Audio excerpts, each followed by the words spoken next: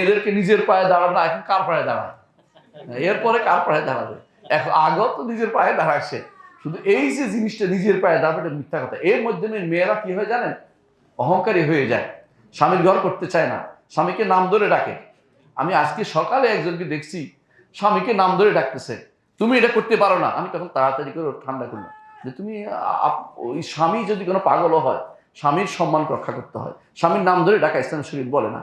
রাসূলুল্লাহ সাল্লাল্লাহু আলাইহি ওয়াসাল্লাম আর স্ত্রীরা কোনোদিন সব নাম ধরে ডাকেনি, ডাকে নাই নাম ধরে। কি করেছেন বলেছেন, ওয়াল্লাযী নাফসু মুহাম্মাদি বিয়াদিহি, যার হাতে মুহাম্মদের প্রাণ, এটা বলেছে, কিন্তু ইয়া মুহাম্মদ এটা বলে নাই। নাম ধরে ডাকা স্বামীকে এটা বেয়াদবি, কোনো সন্দেহ নেই। আজ যা চালু হচ্ছে স্বামীর, কারণ আত্মসমস্যা মনে করতেছে আমিও তো একটা কিছু হনু, মেয়ের আমি এটা হয়ে গেছি না, কখনো না। স্বামী যেই হোক না কেন, স্বামীকে সম্মান করা, স্বামীর কথা শোনা, এটা আল্লাহর নির্দেশ। আর রিজালু কাওয়ামুনা আলান নিসা বিমা ফাদ্দালাল্লাহু বা'দাহুম আলা বা'দ, আল্লাহ শ্রেষ্ঠত্ব দিয়ে দিয়েছেন।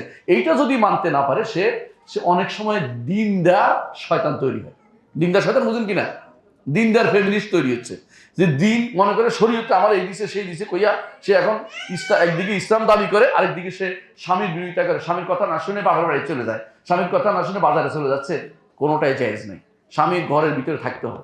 ওয়াকারনা ফি বুয়ুতিকুন্না ওয়ালা তাবাররাজনা তাবাররুজাল জাহিলিয়াতিল উলা, ঘরে থাকো, তাবাররুজ করতে পারবে না, ঘর থেকে বের হইতে পারবে না। এটা আল্লাহর নির্দেশ, শুধু হাদিসের কথা, রসুলের কথা, এটা কোরআনের কথা, আল্লাহ সরাসরি নির্দেশ।